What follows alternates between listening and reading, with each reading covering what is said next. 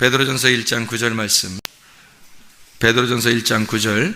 믿음의 결국 곧 영혼의 구원을 받음이라. 믿음의 결국 곧 영혼의 구원을 받음이라. 여러분, 구원받는 게 쉽나요? 어렵나요? 어려워요. 구원받는 건 하루아침에 일어나는 게 아닙니다. 구원은요, 어려운 거예요. 영혼의 구원이라는 건 특별히, 영의 구원은 예수님이 하신 거니까 쉽죠. 영의 구원은 우리가 예수님 믿겠습니다 하면 끝나는 거죠. 그러나 그 믿음이 진짜인지를 네가 보여달라 할 때 그 믿음은 영혼의 구원입니다. 영혼의 구원은 쉬운 게 아니에요. 죽을 때까지 지켜내야 돼요. 죽을 때까지 지켜내는 걸 볼 때 진짜 네가 영혼의 구원을 받았는지 그때 확인이 된다는 것입니다. 그러니까 그거는 쉬운 게 아니죠.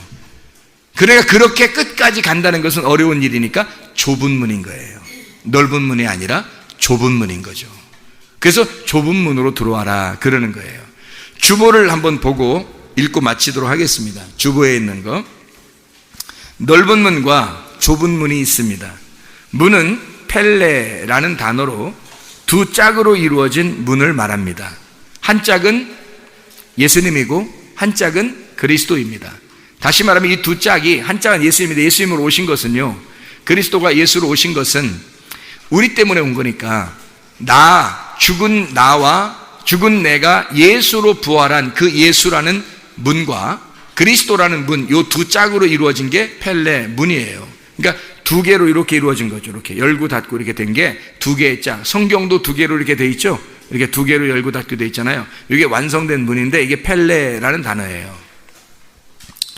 좁은 문을 할 때 그 좁은이라는 단어는 스타노스라는 단어입니다. 이게 얼마나 좁냐면 서 있기조차 좁다는 말입니다. 서 있기조차 좁다. 그래서 장애물이 있어가지고 혼자 들어가기도 힘든, 그래서 탄식하고 신음하는 고통스러운 문이라는 말입니다. 이게 이런 괴로운 문을 통과해서 들어가라는 말이 바로 좁은 문이에요. 견뎌내라는 겁니다.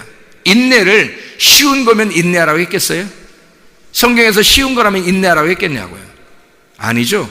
고통스럽기 때문에, 힘들기 때문에 인내하라고 하는 겁니다. 끝까지 가야 되기 때문에. 그래서 힘드니까. 그래서 인내하라고 한 거예요. 우리에게 가시들이 있습니다.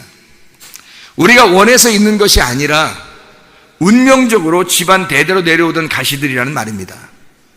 예수님은 그런 가시를 없애버리고 싶어서 오셨습니다. 예수가 죽으면 내 가시도 죽어버린 겁니다.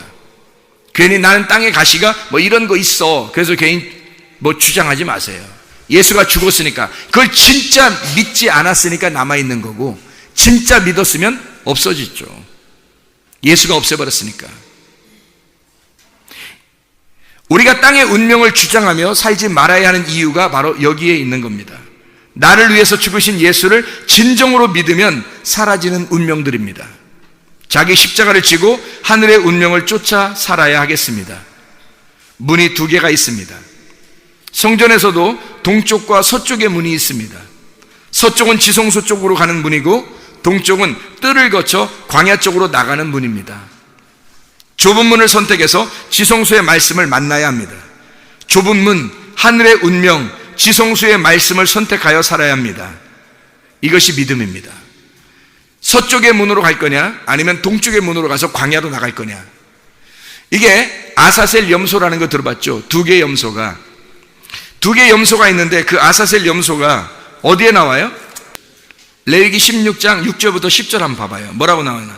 아론은 자기를 위한 속죄제의 수송아지를 드리되 자기와 집안을 위하여 속죄하고, 또 그 두 염소를 가지고 회막문 여호와 앞에 두고, 두 마리를 같이 여호와 앞에 두는 거예요. 먼저 여호와 앞에 둬서 두 염소를 위하여 제비를 뽑는데 한 제비는 여호와를 위하고 한 제비는 아사셀을 위하여 할지며, 그랬습니다. 내보내는 겁니다. 이게 아사셀을 위해서는 광야에 귀신이 있다고 그래가지고 그 귀신에게 보내는 겁니다. 그게. 그래서 이게 두 개가 여호와 앞에서 일단 기도해요. 안수하고, 여기서 두 개를 제비 뽑아가지고 하나는 여호와를 위하고 하나는 아사셀을 위해서, 아론은 여호와를 위하여 제비 뽑은 염소를 속죄제로 드립니다. 속죄제 거기서 잡아서 드려요. 그리고요 10절에 보면 아사셀을 위하여 제비 뽑은 염소는 산채로 여호와 앞에 두었다가 그것으로 속죄하고 아사셀을 위하여 광야로 보낸다 이렇게 돼 있어요. 살아있는 채로. 이 말은 살아있는 채로 보내서 어떻게 된다는 거예요? 어디로 보내는 거예요? 이게 하나는 속죄제를 이렇게 잡아가지고요, 그 피를 지성소 쪽으로 들어갑니다. 지성소 쪽으로, 그러니까 서쪽으로 가는 거죠. 성막이 이렇게 있으면, 성전이 있으면 서쪽으로 이렇게 가는, 지성소 쪽으로 가는 거예요. 그럼 한 마리는 어떻게 해서요? 안수하고 아사셀 광야로 보내는 거죠. 광야는 뜰이 있는 그 문을 통과해야 돼요. 그게 넓은 문이라고요. 넓은 문을 통과해가지고 밖으로 나가는 거예요. 광야로. 광야 쪽으로 나가는 건 동쪽이잖아. 그러면 동쪽과 서쪽이 어떻게 되는 거예요? 동쪽과 서쪽이 완전히 만날 수가 없어요. 하나는 서쪽이고 하나는 동쪽이니까. 그래서 하나는 죄를 서쪽으로 가서 보내서 없애버리고 하나는 동쪽으로 보내서 죄를 없애버리는 거예요. 그래서 그쪽에 가면 귀신에게 잡혀 먹든지 하여튼 뭐 거기서 다른 동물에게 잡혀 먹든지 혼자 굶어 죽든지 그렇게 해서 보내는 거예요. 완전히 다 속죄하는데 양쪽으로 보내가지고 왜 이 두 개를 갖다가 이렇게 나가서 속죄하냐면 동쪽과 서쪽으로 완전히 없애버리려고 하는 거예요. 하나님이 그런 계약을 맺는 거예요. 하나님 우리한테.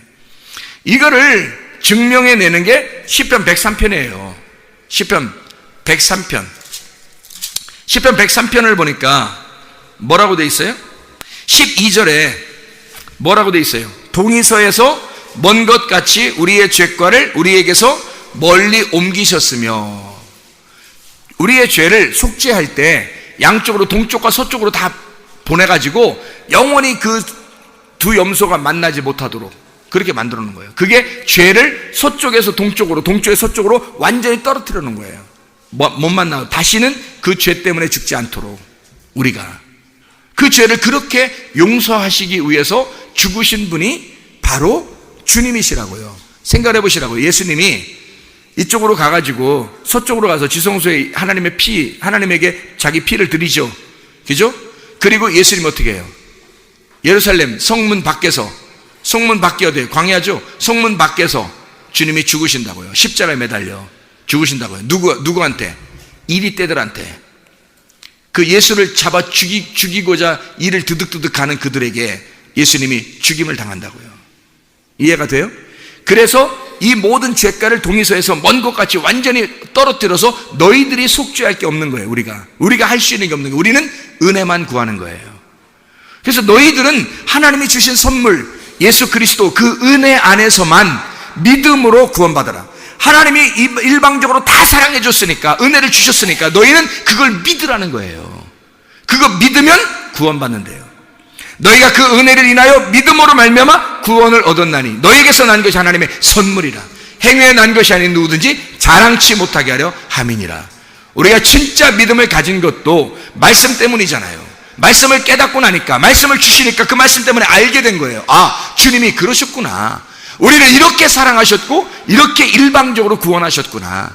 우리가 그걸 받아들이고 진짜 믿음을 가진 사람은 영혼의 구원을 참여하지 않고 싶겠냐고. 영혼의 구원에 참여하고 싶다고요. 영혼의 구원에 참여한 사람은 끝까지 그 믿음을 지켜내는 거고요. 거기에 동참하지 않는 사람은 중간에 멸망을 당한다는 말입니다. 끝까지 인내하셔서 영혼의 구원 얻으시기를 바랍니다. 우리 하나님 아버지 사랑과 은혜를 감사드립니다. 하나님, 우리가 믿음을 끝까지 유지함으로, 하나님과의 계약의 관계에 성공함으로, 하나님 주님과 동행하다가 주님 만나게 도와주시옵소서. 예수 그리스도 존귀하신 이름 받들어 기도드렸사옵나이다. 아멘.